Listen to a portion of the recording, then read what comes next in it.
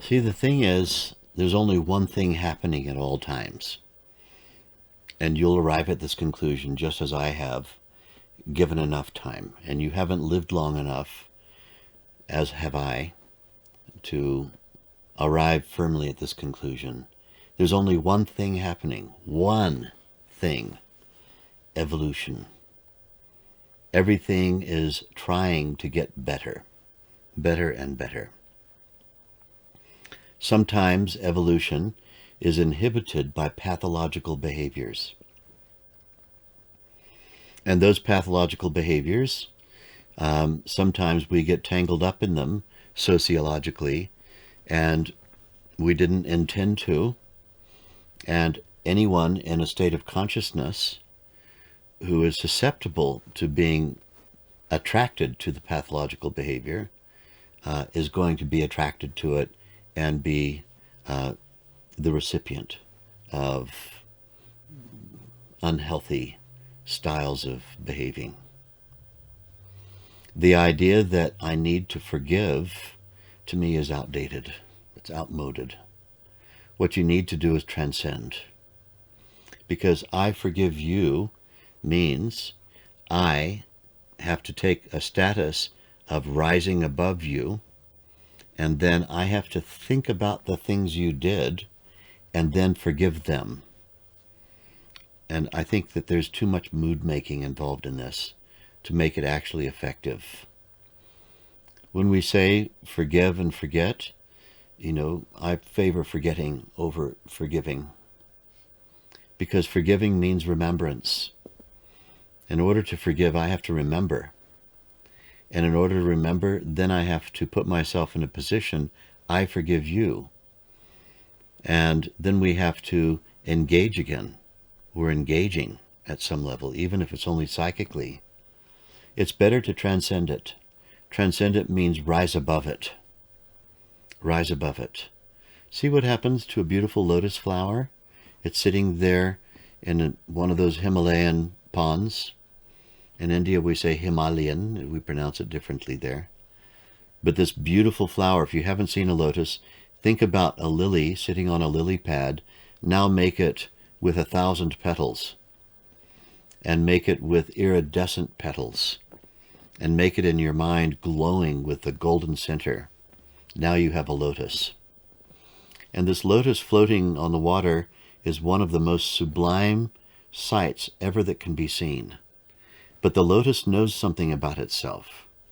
It has a root structure that comes down from the lily pad and makes its way down into the ever darker, more dank water, and it's rooted in mud. Rooted in mud. Rooted in mud, and translating the mud into the beautiful expression of the iridescent lotus flower. The lotus flower rises above the mud, which actually is its own source. This is all of us. All of us, doesn't matter how evolved we are, we have our origins in muddy, dank consciousness phenomena that are far less dignified and far less sophisticated than anything to which we've attained. We don't have to be thinking about the mud all the time, but we draw from it and we end up converting it into this beautiful product that we are now. So we are converters of something base into something sublime. This is what our job is, to rise above. And in order to rise above, we have to experience our deep inner reality in the field of bliss. We have to awaken to our fullest potential. And so then, rather than living our life in orbit around what some abuser did once, or twice, or many times, but once upon a time, we have to be sure, A, that we're no longer inside the event horizon of that abuser. Very important to get out of the event horizon. And B, we have to resolve to be very awake to not again put ourselves unconsciously into a situation where such levels of abuse can occur. There was a young woman once who came to one of my introductory talks, and you'll appreciate and translate this into your situation. And in the introductory talk, she said to me at the end in the question time, "I hope you're not one of those doctors who loves to tell people that they're responsible for the cancer that they had." Because she said, "I'm a survivor of cancer. I survived it. Cancer was a thing that happened to me. I didn't create it. I had nothing to do with its creation. Cancer came and got me, and I used all of the techniques and technologies of modern medicine, and I've survived it now. I didn't create it." And she goes, "I can't stand it when I hear people imply that somehow something I did created it." And I said, "All right. When you discovered you had cancer, did you change anything?" She said, "I changed absolutely everything." I said, "For example, what?"